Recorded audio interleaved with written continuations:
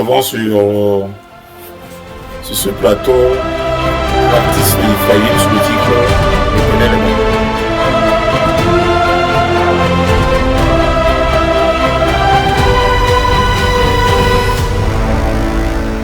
Je me nomme Joe Mongassa Ephraïm. Je suis ravi de faire partie de cette prestigieuse compétition. Si je fais partie de cette compétition, c'est dans le but de célébrer le nom de Jésus qui est si puissant, qui est merveilleux. Ce chant que je m'avais présenté, qui s'intitule L'Éternel est bon, l'Éternel est mon âme, c'est un chant qui exprime ce que Dieu a fait pour moi. Et chez membres du jury, merci d'agréer ce que le Seigneur met à cœur de pouvoir faire. Que Jésus nous bénisse tous, car il est fidèle.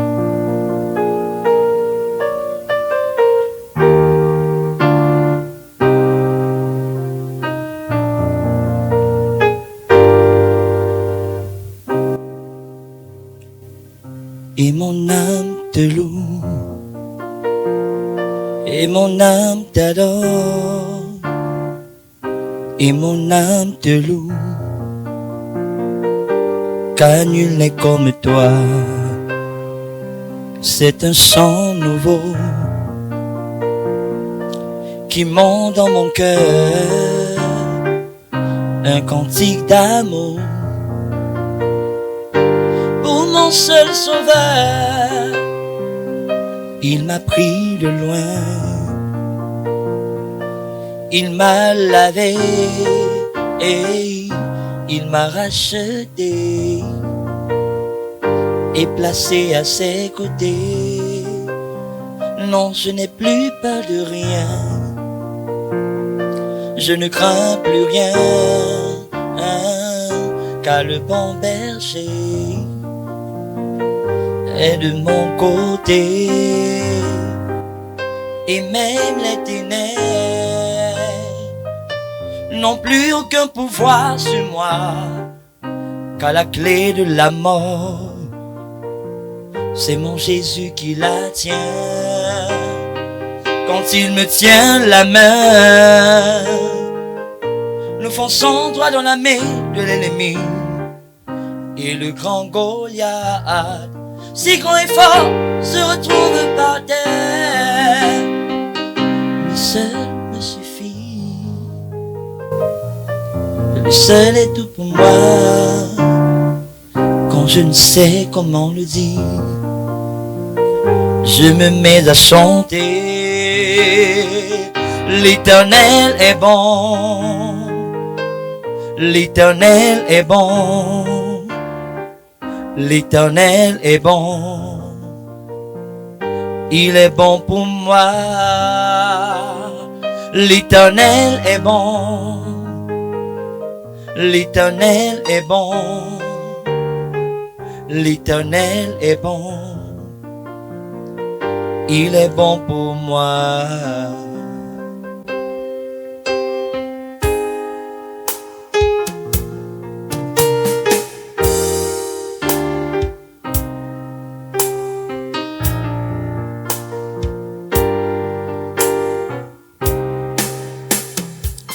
Ses bontés divines, son amour parfait,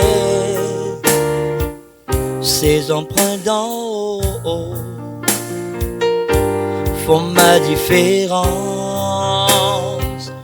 Je ne suis qu'un fils et lui il est mon papa, papa. Oh regarde bien, j'ai les traits de mon Jésus, lui seul me suffit, lui seul est tout pour moi. Quand je ne sais comment le dire, je me mets à chanter. L'Éternel est bon, l'Éternel est bon, L'Éternel est bon. Il est bon pour moi.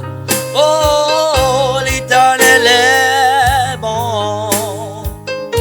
L'Éternel est bon. Oh, oh, l'Éternel est bon. Il est bon pour moi. Mon Jésus est bon. Mon Jésus est bon. Mon Jésus est bon. Il est bon pour moi. Ah, mon Jésus est bon. Mon Jésus est bon. Oh, mon Jésus est bon. Il est bon pour moi.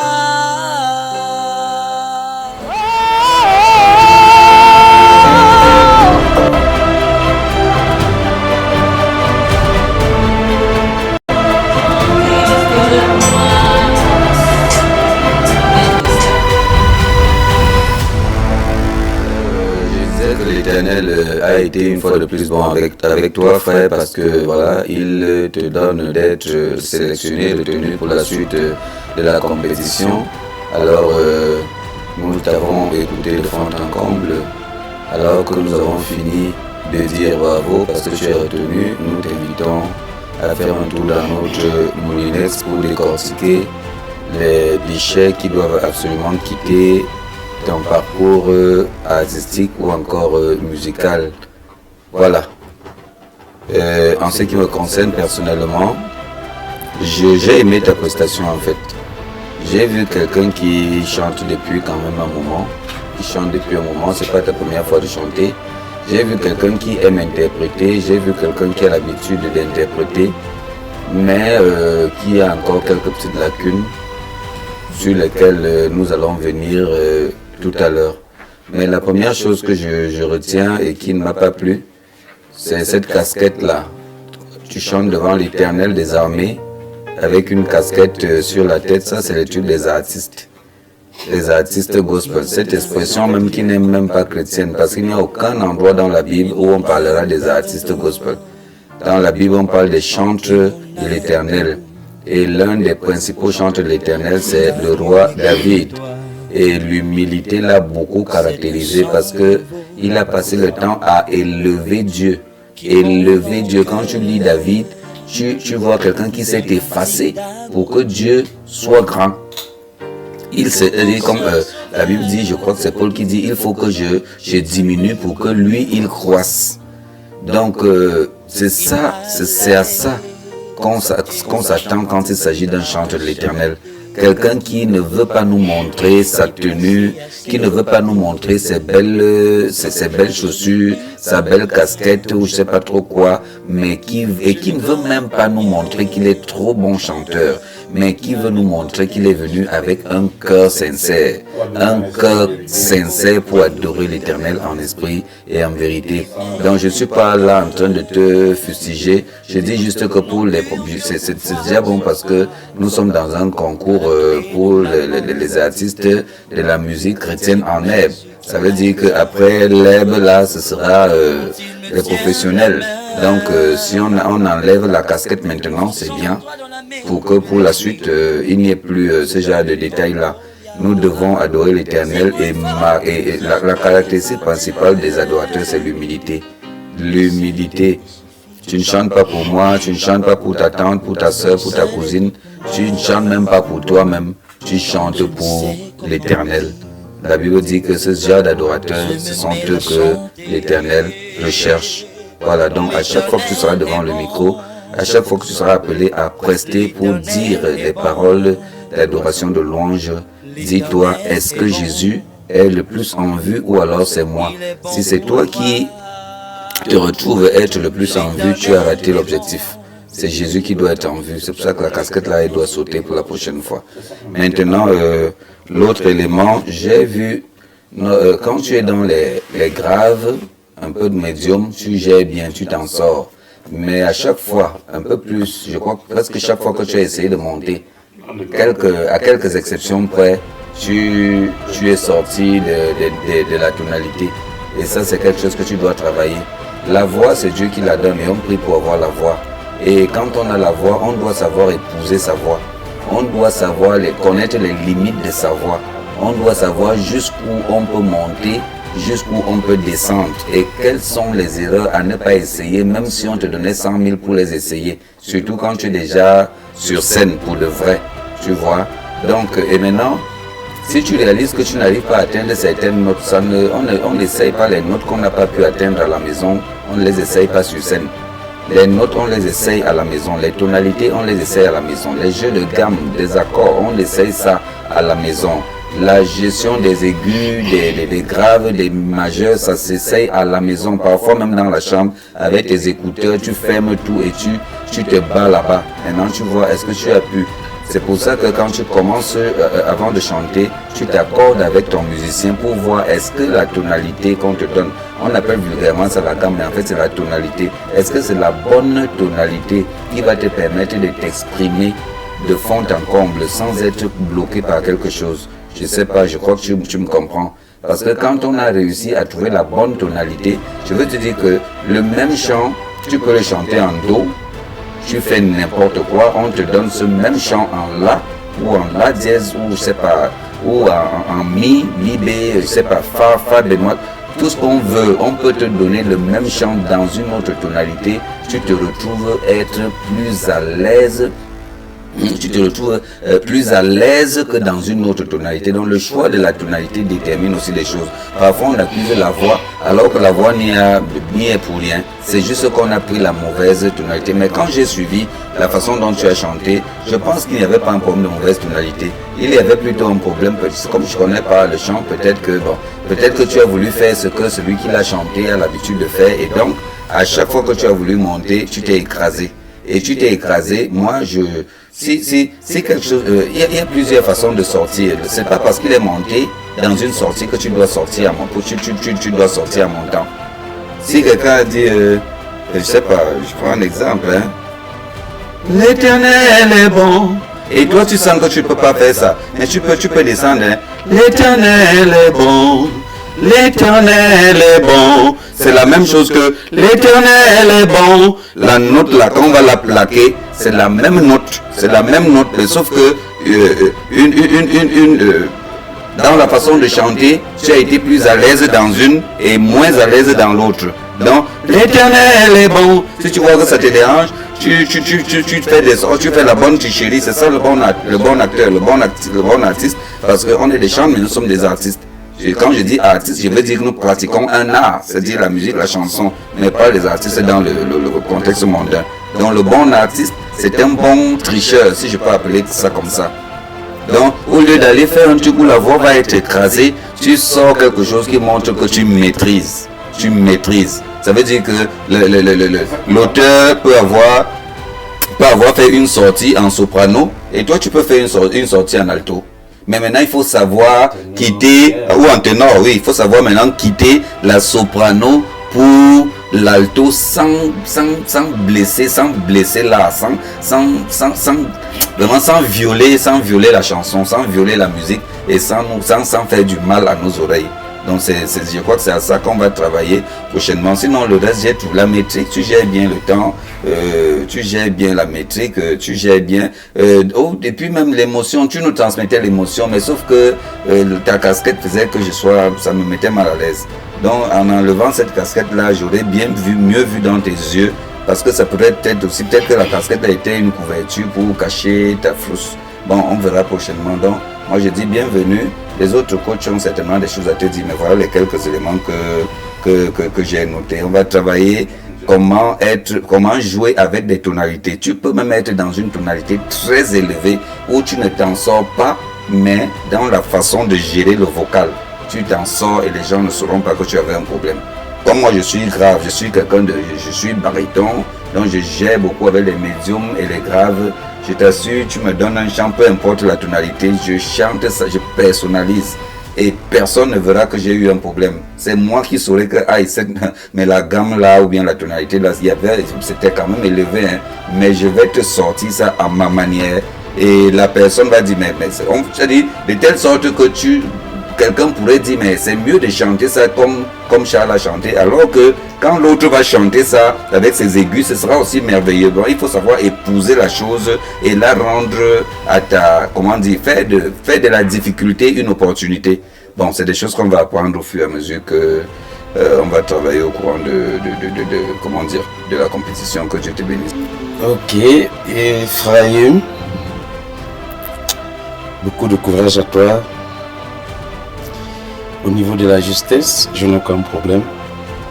Tu sais, je suis assez sensible en ce qui concerne l'esprit. Et je vais beaucoup parler de l'émotion transmise. Tu sais, Jésus a dit à une femme que l'heure est déjà venue où les vrais adorateurs adoreront le Père en esprit et en vérité. Pourquoi la vérité et pourquoi le cœur? Il faudrait qu'à chaque fois qu'il te sera donné de chanter, d'élever la voix pour que la gloire de Dieu descende. Parce que c'est ça la mission d'un chantre, hein, Ephraim. Le chant n'est pas là pour distraire les gens. Le chant n'est pas là pour faire danser les gens. Mais le chant est là pour faire descendre la gloire de Dieu. Alors, c'est pourquoi Jésus parlait tantôt de l'esprit et de la vérité. Parce que la vérité implique le cœur. Et l'esprit, comme Charles l'a dit, tu cesses d'exister. Tu laisses le Saint-Esprit te conduire. Et pendant ta prestation, j'ai vu quelqu'un, en fait, qui était conscient de ce qu'il faisait, qui avait la maîtrise de ce qu'il faisait. Et je voyais le Saint-Esprit, en fait, se balader et cherchant, n'avait pas comment je vais appeler ça? Le Saint-Esprit avait du mal, en fait, à t'utiliser. Tu vois? Donc, le conseil que je vais te donner, Ephraim, cherche la présence de Dieu. Tu peux rien faire sans cette présence-là. Et Dieu a dit qu'il siège au milieu de la louange et de l'adoration. Cherche la présence de Dieu avant toute chose. Et c'est cette présence-là qui va faire en sorte que, quelle qu'en soit ta voix, quelle qu'en soit la beauté de ta voix, quel qu'en soit le dégamage, lorsque tu l'as, cette présence-là, en fait, cela pourra faire même en sorte que les gens, boucher les oreilles des gens sur le son, sur la qualité de voix, mais la présence va les emporter. Donc, le conseil que j'aimerais te donner, c'est de chercher la présence de Dieu. Et comment donc la chercher, cette présence-là? Je crois que je ne vais pas te donner le secret maintenant. Choisis-moi comme ton coach et je te donnerai le secret. Oui, je te donne le secret parce que tu en as besoin, frère. Tu en as besoin. Tu en as besoin. La présence de Dieu dans ta façon de faire. Dans ta façon de faire. Et tu vas remarquer qu'à chaque fois que tu vas manifester la présence de Dieu, tu sais, ceux qui t'écoutent, que ce soit derrière les caméras, que ce soit derrière, je sais, la télé, les gens ont des difficultés, les gens pleurent, les gens ont des problèmes. Donc, ta voix, en fait, doit aller en mission pour guérir et redonner la vie à toutes ces personnes qui t'écoutent. Donc, alors, il n'y a que cette présence-là qui va t'amener à guérir les malades, à faire du bien aux gens. Tu vois un peu? Donc, la présence de Dieu, tu en as besoin. Et choisis-moi comme ton coach et je te donnerai le secret. Beaucoup de courage à toi et bon, que le Seigneur te bénisse. Bon, Ephraim, bienvenue à la course. Je serai la dernière personne à parler parce que celui qui ne parle pas, certainement c'est lui que tu vas choisir comme coach.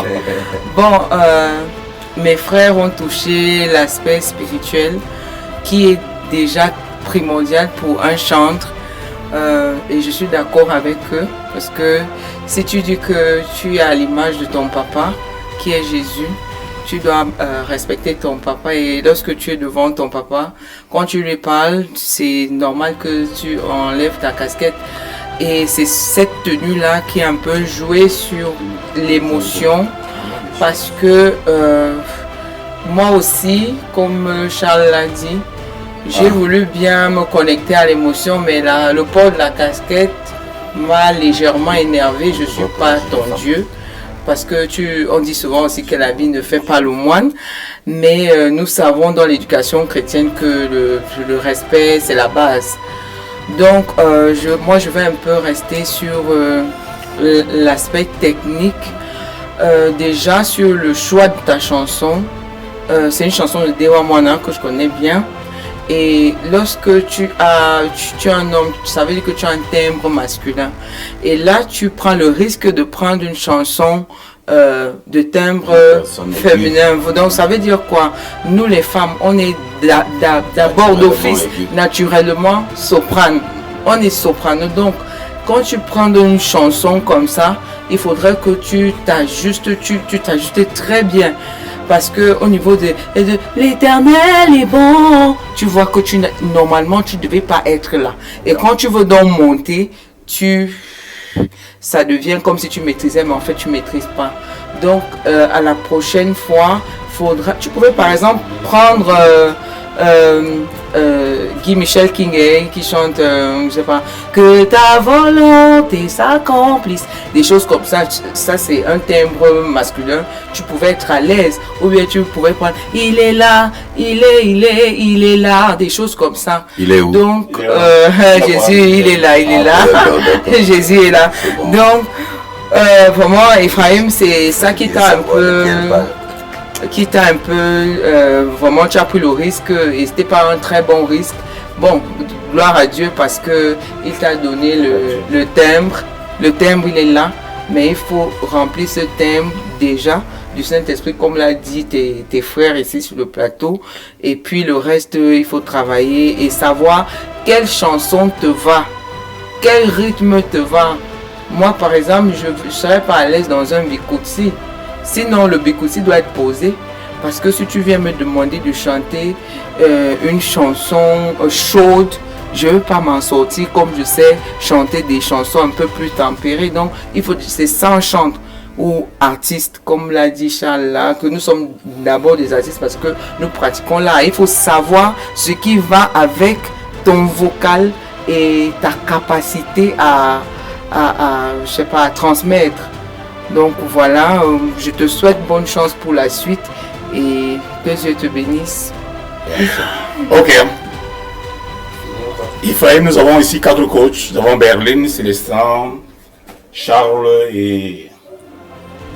Faut finir par moi, faut finir par Charles. Je n'aime pas ça. Tu commences par Berlin, tu sautes. Ça, c'est de toute façon, tu es libre de choisir le coach qui te convient.